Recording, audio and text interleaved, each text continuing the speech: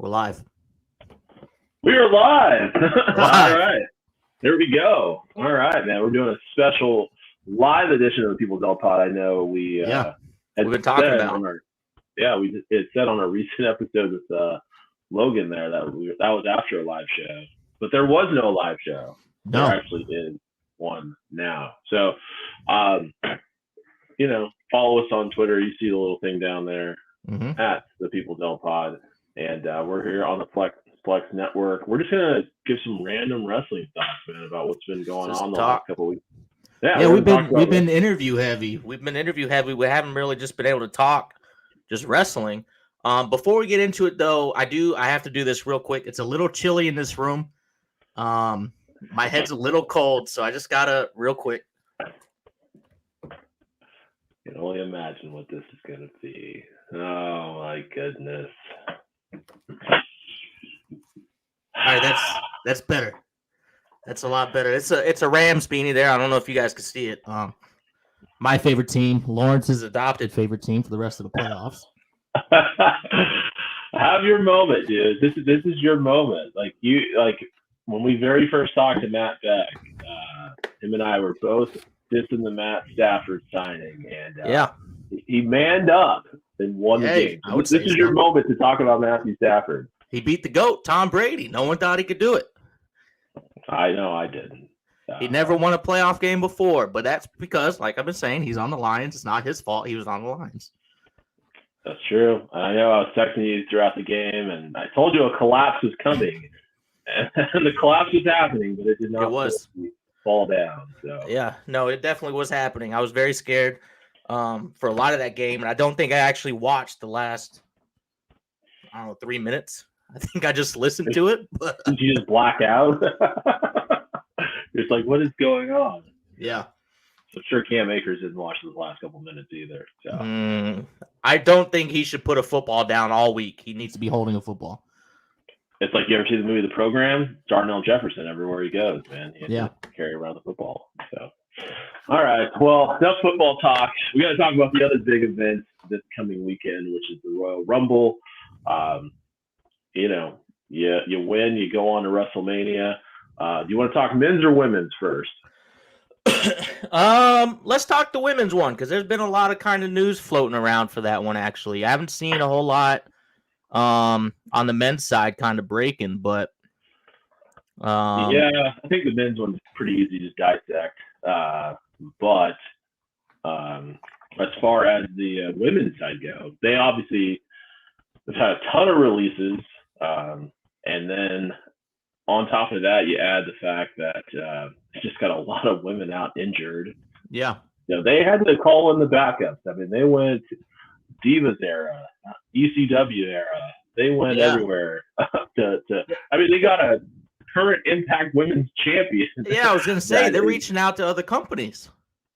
Yeah, so they really are kind of scratching and clawing to get their 30 people.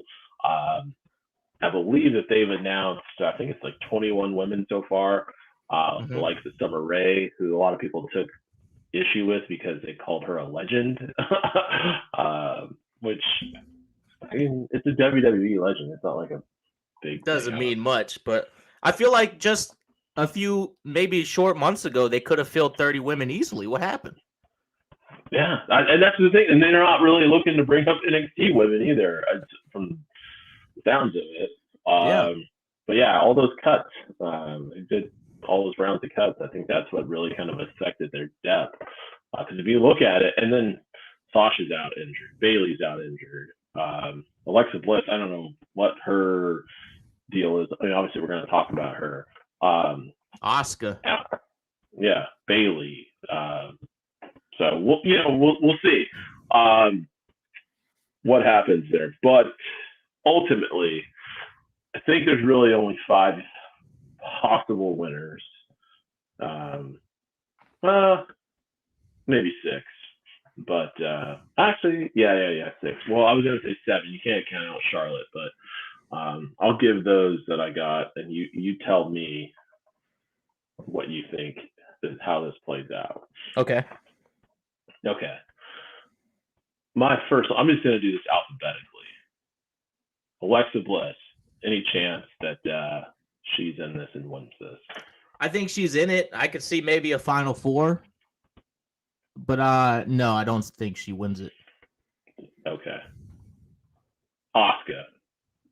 There's talk that she's going to be in it. Do you think she's in it? If so, does she win it? Yeah, because she's a weird one. She hasn't wrestled since when? It's been, I don't know, since Money in the Bank. Yeah. So who knows? Like I feel like with her, I don't know. Do you just let her be a surprise entrant, or do you not tease her a little bit? I'm starting to doubt if she's even in the match, to be honest. Yeah, it is weird. I mean, we haven't heard anything about her. I don't know. I'm obviously an Asuka fan. I hope most people are, but they just never figured it out with her. And I feel like she can come in, kind of get a great pop, and kind of fade out. And it would be no different than her showing up the following night on Raw. No, I mean, Fightful had the report that they were internally discussing bringing her back for the Rumble. I don't know what discussion you need if you're WWE to put Asuka in that match if she can go in the match. It's basically just, hey, Asuka's ready. Do we put her in a Rumble? Yes, that's the discussion. I don't know what internal discussion you need to have, but I don't know if the discussion is just even taking place, maybe. But even if she's in it, I don't see her winning it. All right, yeah, I can see that. Now, I don't know the exact timeline here, but what about Bayley? That's a good one. It seems like she's kind of been talking like she's close to coming back. I don't think she's actually going to be in the match, though. I don't know if she's ready. If she is in it, I could see her winning.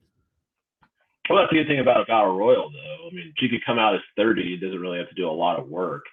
And then she doesn't technically have to wrestle for a couple more months. Right. And, the strength of her mic skills could kind of carry her until she actually has to get into the ring. Because I think it was June when she tore her ACL. I mean, that would be a really fast recovery, but if she doesn't really have to do anything for a while, then And you're saying that she would win it if she was in it? Oh, if you bring Bayley back, yeah, she's got to win it. But you would have her win it and then not do anything in ring until Mania? She doesn't need to do anything. She's already got a title shot, and she's a heel. I mean, she's going to get a huge babyface pop. Yeah. But this is WWE, so if they're having a title feud, they have to wrestle every week leading up until they have the actual match on pay-per-view. You can't really do that if you're still injured. All right, I'll cross her off then. How are they going to have a coexist tag match if she can't wrestle? That's the good thing about she just won't tag in. That's true. So they couldn't coexist. Yes. Okay, so that's a possibility, but not a very good one. Here's someone that probably until this week was the betting favorite, and that's Bianca Belair. What do you think about her chances of winning the Rumble? Yeah, I think if she's always got to have near top odds. I know she's not the betting favorite currently. I think you may get to who the betting favorite is currently, but yeah, if she's in it, she's got to be at least one of the favorites to win it. I don't know if she does though. It seems like they've cooled off on her a little bit since the Becky Lynch stuff started, but I mean, her and Becky at Mania, that's big money. Yeah.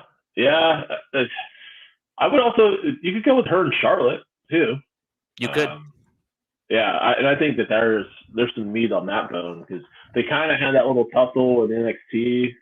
Yeah. But that was pre-pandemic, so I'm sure no one remembers that. Yeah. So you got that going, and then I don't know. I feel like I said, she won it last year. It seemed right for her to come back and win it this year, but I don't know. With some of the rumors that would have been out there this past week, I don't think that that's going to be a possibility for her. Yeah. And that brings me to the reason why, and that's because the rumors are out there that Ronda Rousey may be in St. Louis this weekend for the Royal Rumble. Mm-hmm. I don't know if that's true, obviously, but if she's in it, she's winning it. Yeah, 100%. But do you think that she's actually going to be in it? I don't. It kind of feels like the way that they've been reaching out to everyone. They're just they're trying to load this up. So I wouldn't be surprised if they reached out to her, and she kind of bit on what they were offering. Yeah, well, I know she had a baby last year. I mean, I don't know kind of what that timeline is for recovery. I think for Becky was 8 months, so I don't know. Yeah. When Ronda had her baby, but that seems like that would be the way they went, though. It would be Ronda and then her facing Becky. Obviously, they got a built-in feud right there, but yeah, man.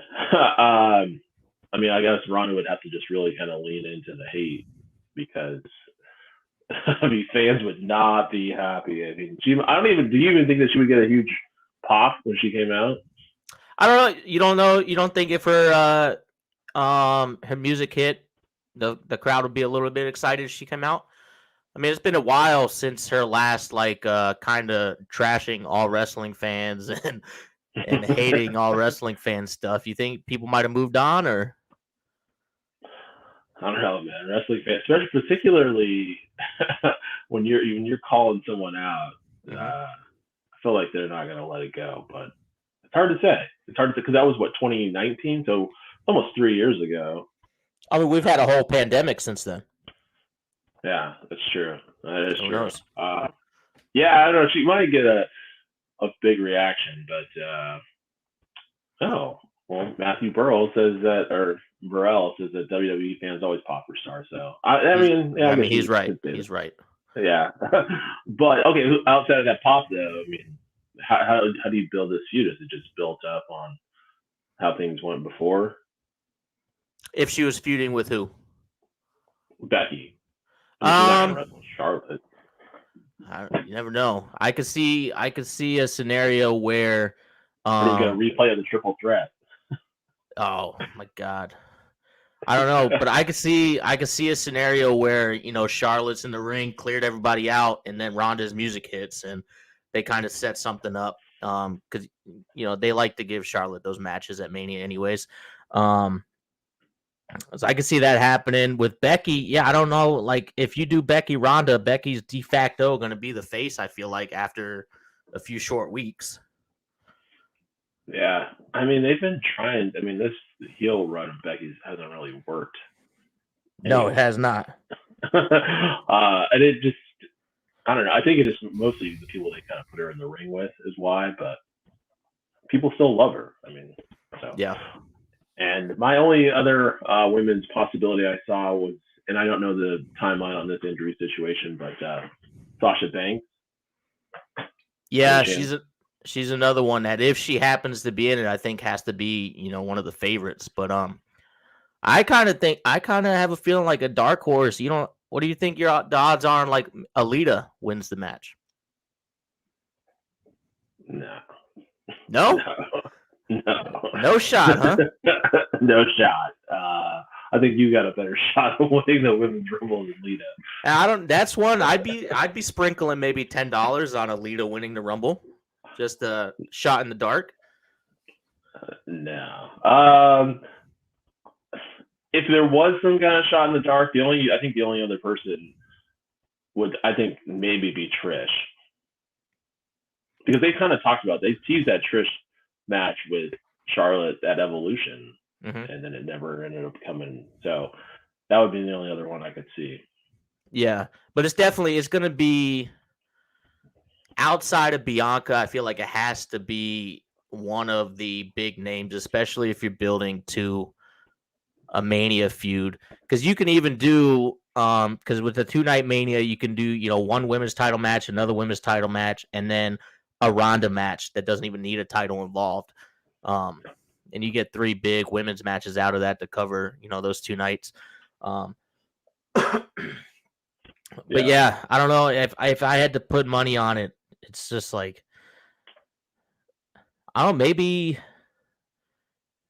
Bianca runs it back. Who knows? Back to back. All right. Okay. All right. Well, let's hop over to the men's side. Not quite as many people have been announced for the men's one, but I really think that there's only 3 possibilities on the men's side, and I'll just maybe 4, but really I think there's only 3. Same thing. I'll just tell you, and this person probably was the favorite, but after the way things have gone the last couple of weeks, I don't think so anymore. And that first person is Big E. What do you think? I don't think so. You don't think so? No. I don't see it either, and only because I see it being one of these other 2 people. And you tell me what you think before we dive into it. But I think it's either got to be Brock or Roman. It feels like that, right? Like one of them ends up losing because of one of the other ones in that same night, and then whoever ends up losing goes into the Rumble and wins it. Yeah. Especially like, who knows where that match is going to be at on the show, but I doubt it. Roman's match opens. Although I guess you could open with Roman. He's already in the clubhouse with the lead, and then he comes, him or the Usos, or even Paul turning on Brock, and then Brock gets in the Rumble. Because I don't think Brock's never won the Rumble. Or no, he did to face Kurt Angle, right? Yeah. Yeah, he did. I watched that Rumble last night, actually. Oh, we need to do a rewatch of the Rumble sometime. That's a good one. Yeah, but so that's I think that's the most likely scenario. Yeah, I see that one more because, I mean, technically Brock's a face now. I don't really necessarily see him kind of costing Roman in that situation. No, it seems like they're kind of setting it up for Paul Heyman to like long con Brock Lesnar. He's still on Roman's side, cost Brock his title. Yeah. But so you don't think maybe like a Von Wagner wins the Rumble? No, I expect to see him in there though. Yeah, do you think we get more NXT talent in the men's Rumble than the women's side? Yeah, but I think a lot of the NXT talent we'd probably see though is more like the Ciampas, Pete Dunnes, Roderick Strongs of the world. I know like Braun Breaker's name's been thrown out there. He's been talked about to be at least in St. Louis for the Rumble. I could see them throwing out like a kind of how they did like Keith Lee and Brock, even though that ended like terribly. They got all our hopes up for nothing. Doing like a Braun Breaker, kind of stare down with somebody like that. I could see that happening. Do you think any recently released men come back for the Rumble like a Mickie James is doing? No, I was actually just looking at that list recently because next week is when the first batch of those talents can kind of come out. You mentioned Keith Lee, like he's part of that. Karrion Kross is on there. I don't see either one of those guys coming back. No. Later on, I know is when the Hit Row guys, Swerve and Top Dollar. I can maybe see Top Dollar. I mean, I always kind of felt like him as WWE or nothing, but yeah, I can't really think of anyone else at the top of my head. Yeah, that would be it. I could kind of see like a Matt Cardona or someone showing up just for a little bit. Oh yeah. I wasn't even thinking about him just because he hasn't quite got that WWE stank off of him. But you think Braun Strowman's going to turn down a call if they're like, "Hey, Braun, you want to come back for the Rumble?" You think he's going to say no?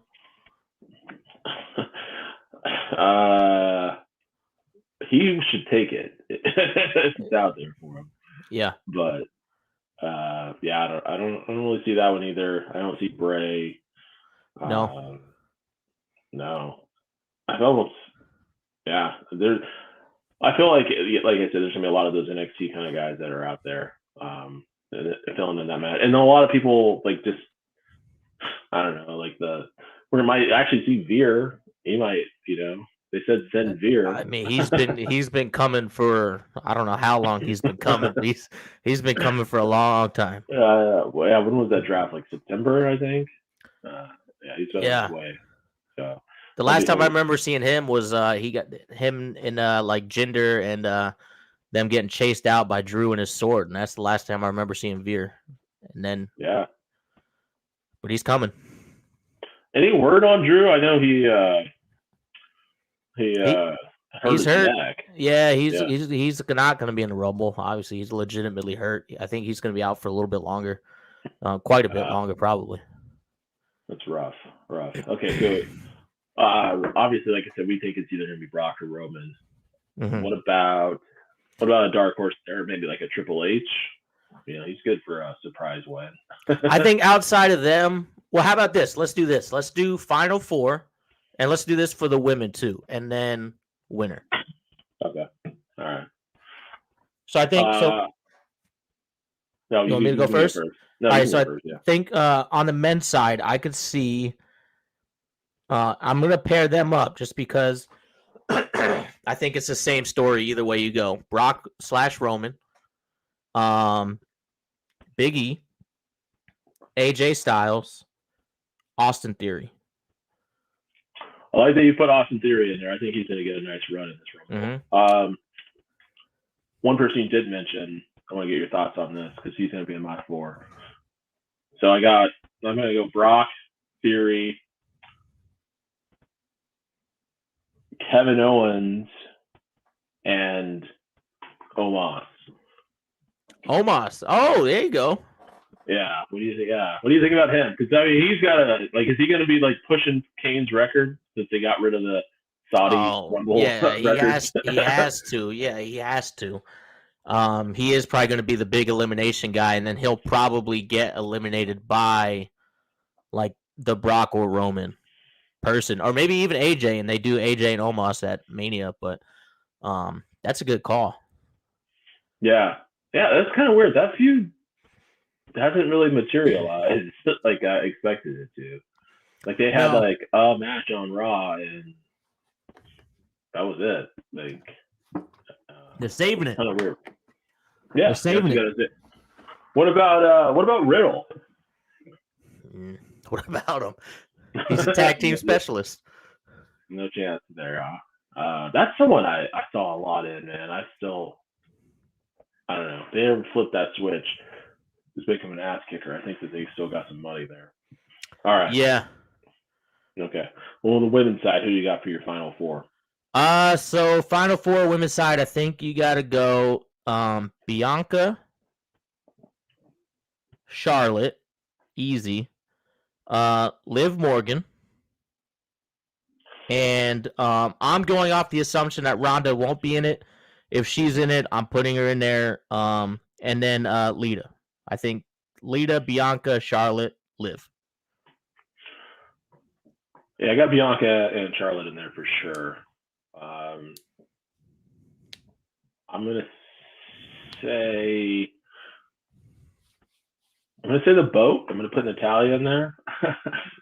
Your favorite wrestler, yeah. She always manages to stick around somehow. Yeah. So I'll put her in there, and then oh man, I would say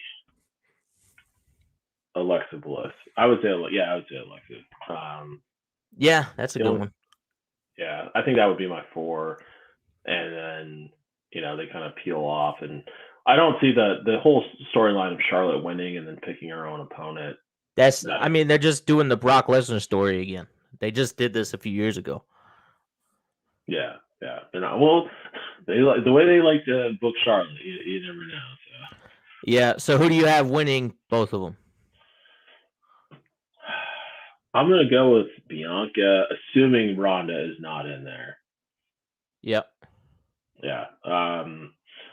You look back at last year's Rumble, like I remember saying, I kind of felt like this was like Cena and Batista at the end. What happened to Rhea Ripley, dude? Like we're not even like mentioning her as a possibility of winning this thing.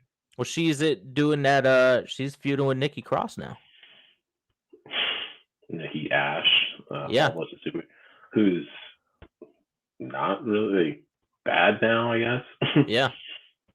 So I don't know. They really just dropped the ball on her. So, all right. Well, that's our Rumble preview.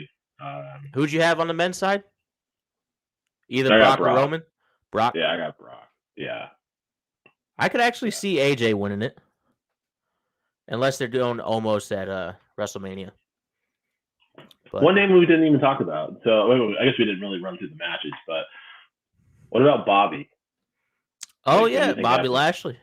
Yeah. I think he beats Brock at the Rumble. I think he wins that match because of Roman, so he doesn't have to be in it. Okay. What are your thoughts on that match? Did you see the weigh-in the other night? Yeah, I saw it. I liked it. I mean, that's something that because they kind of just missed each other, right? When Bobby Lashley was coming up, and then Brock was kind of on his way out, and that was always the comparison that, you know, especially me at that time, I was, you know, young kid, teenager ish, and that was always one of those matches. I was like, man, Bobby Lashley, Brock Lesnar would be cool because they kind of have a similar thing going. And Bobby Lashley is another legit dude. I think it'll be, especially now, the work that Bobby Lashley's doing now, the best work he's ever done. Brock's probably the best he's ever been right now. So they're kind of meeting at the right time, I think. Right. Yeah. Because like right when Brock was out, that's when Lashley was coming, and then when Lashley left, when Brock came back. So looking forward to it. That's one a lot of people have been looking forward for a long time. So. All right. Well, let's talk about GCW. They had their moment in the spotlight on Sunday. You know, Brett Lauderdale, he had a tweet today. It sounds like it was good for business, but not what he had hoped it would be. What were your thoughts on the show? It was, I mean, so as like in a vacuum, it was a fine wrestling show, I think. But if you were someone who's like followed GCW throughout the last couple of years, especially like what they're doing during the pandemic, kind of keeping indie wrestling going, it didn't feel, and I've seen this sentiment a lot of different places, it didn't feel like a GCW show. Just some of the magic seemed to be missing. You know, they brought in a lot of outside names that beat the GCW like favorites, the crowd favorites, the people that kind of packed that arena. And it was weird going from that video package that they did hyping up the Hammerstein show with all the GCW like quote unquote originals, favorites and stuff, and then just getting to the show where you're having them all lose these big matches that they were, you know, so excited to be a part of and therefore. It just felt weird, and I've seen a lot of people saying that was my first GCW show. Why do I need to keep watching? Yeah, that's one of the big things to me why it was so weird was like, you know, obviously we've been watching GCW shows, you know, sporadically throughout since like 2017 probably, I would guess. Because I think spring break 6 is this year, so around then. But yeah, if I had never seen GCW and one of my buddies was like, oh man, you gotta watch GCW, man, this is like a modern day ECW, or I know I had said this to you, I was like, this is like gonna be like they're barely legal. It wasn't anything like that at all. And I don't know if it was just them trying to like pay like homage to the building because that was like a ECW hotbed, or if it was just like, well, hey, we got to try to bring some people in, and hey, we're gonna put these people over since they came and did us a favor. Yeah. Like, why did Ruby Soho need to beat Allie Katch? Like, Ruby Soho doesn't like wrestle in ECW hardly ever, and Allie Katch, like you mentioned that video, she's on that video at the beginning.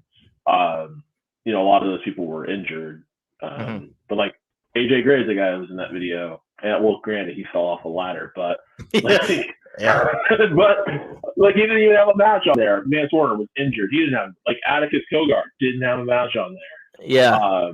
Effie was in there, and then he jobbed up to Jeff Jarrett. Like, what did Jeff Jarrett like gain from like hitting Effie? Like, yeah, it's all like it was all kind of weird. And Matt Burrow again said a lot of the ECW tribute stuff. Like, yeah, like it's fine. Do that in a match or a segment Like, pay homage to the building. You know, we all understand ECW, GCW is like a modern day ECW, but then be GCW. You know, Right. don't. Yeah. They even like stole the T-shirt ideas, like both of them, like the GCF and W, which is the exact same as the ECW and W, and the one with the barbed wire like entwined around it. Yeah, like I don't know, like this felt like a show that they should have been culminating a lot of stuff, but it felt like a show they were using to get to other storylines down the road, which just I don't know, seems kind of backwards. And obviously, they ran out of time there at the end. That tag match was a mess, and that's the problem of running traditional pay per view like they did. That time got cut, but like I don't, it just. I don't know, it fell off. It felt off, and there was some stuff I liked, but you know. Yeah. Well, what did you think? I know one thing that really kind of, I'm like, why is this still going on? Was that Cardona and Joey Janela match? Like, oh yeah, I get the run in with like Myers and X-Pac. I'm assuming, like you mentioned, things leading to other things was like spring break, but like, why did we need Hornswoggle and Sam Stackhouse out there? Yeah, we didn't. We didn't. We got Marco Stunt. He came back. He was there. I think that match. I think definitely ran over time. There was a lot of stuff they tried to fit in. But yeah, we didn't need just cut. I think we even talked about this. Like, cut out all that middle stuff. Cut right to the Brian Myers thing, and you're good. But another thing, like, why in this big of a spotlight, like why is, and I know he's a New York guy, he's a legend, all that stuff, but why is Homicide getting the Moxley match at Hammerstein over any of your other guys that you're trying to bring up? Yeah. Well, we mentioned Atticus Cogar. Like, why was he, like, he should have been in that match with John Moxley. Mm-hmm. You know, like, that's, you've been building this guy. This guy's been beating everyone in GCW in the past year.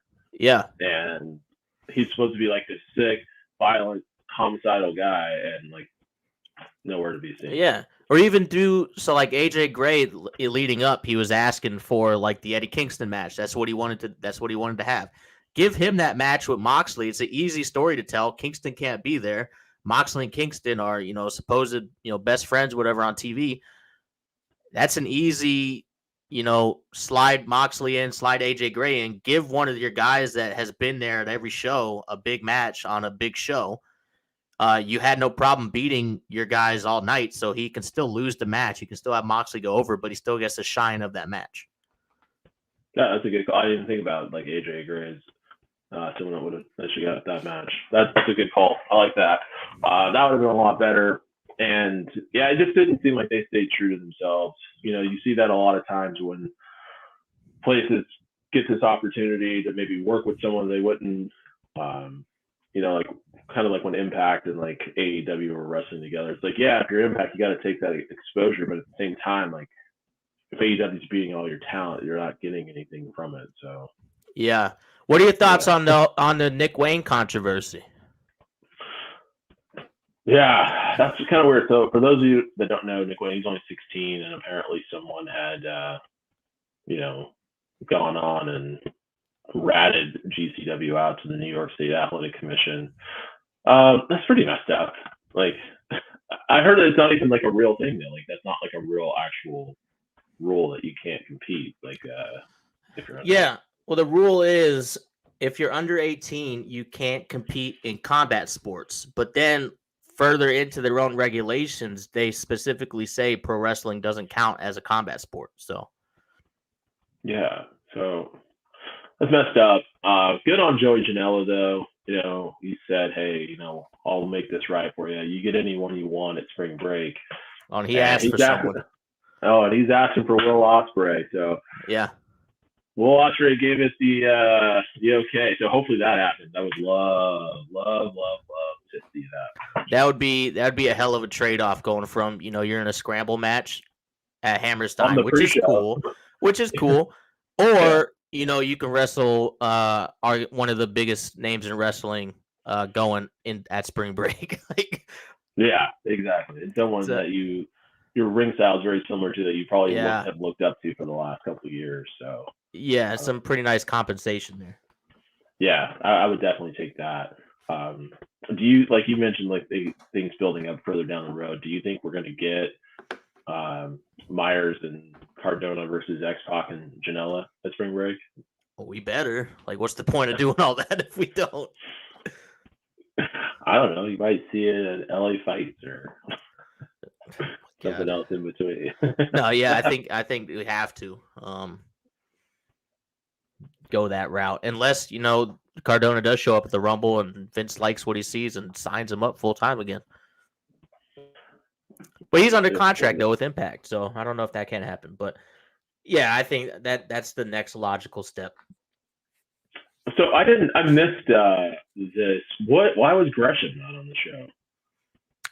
I never really saw. Yeah, I was kind of watching the football game at that point, and then like I saw like Blake Christian like out there, and the next thing I know, Leo Rush was out there. Mm-hmm.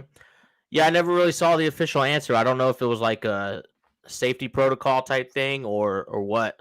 I don't want to speculate on why he wasn't there, but I mean it's a little unfortunate. That was another one of those big matches they were pumping up that they just didn't get to do. I mean, Leo Rush is a great replacement to have in that situation. Yeah. I mean, that was, I thought, probably the best match on the show. Oh yeah, Blake Christian is one of those guys. He's a guy that since being released, I feel like his work has gone up another level. From what he was kind of doing on the Indies prior to his short NXT run to like who he is now, there's like a different level to like his aggression and some of the stuff he's doing in ring. Yeah, he's doing some good stuff. I didn't get to see him when he was up here for Defy, but I saw that I think in LA when GCW runs LA that he's going to be wrestling against Nick Wayne again. So that should be a good one there. And then I'm trying to think if there was anything else on that show that really kind of caught my attention. But I don't know off the top of my head. But it was. I mean, what do you think about that Lucha Team Gringo versus Team Bandito? Yeah. I think that was probably my favorite match of the night. That's that 6-man match.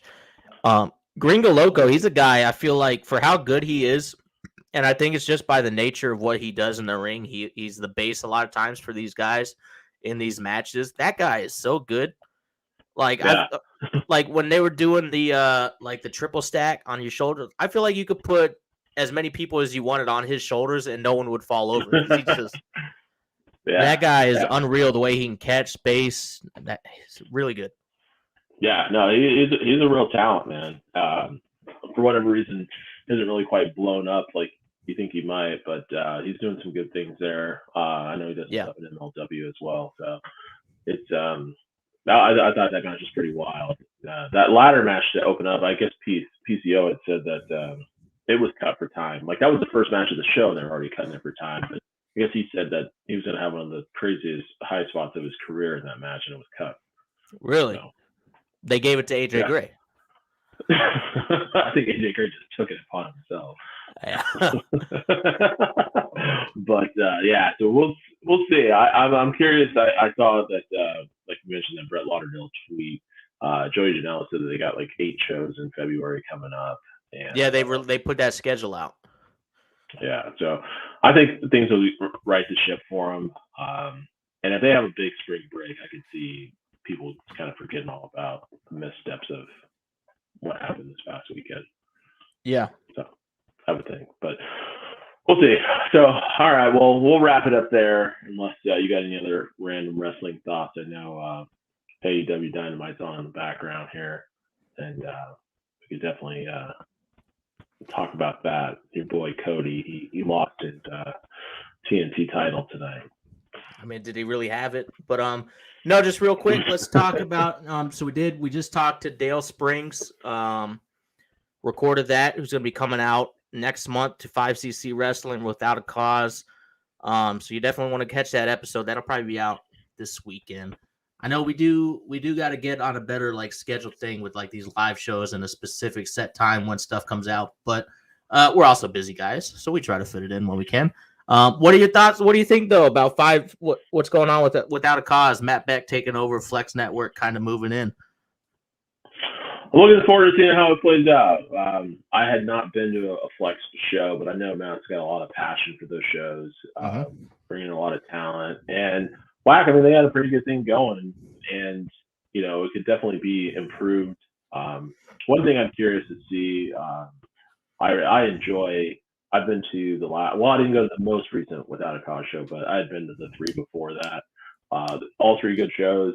But one thing that was kind of missing, I thought, was just someone with some juice, in the ring, some energy and excitement.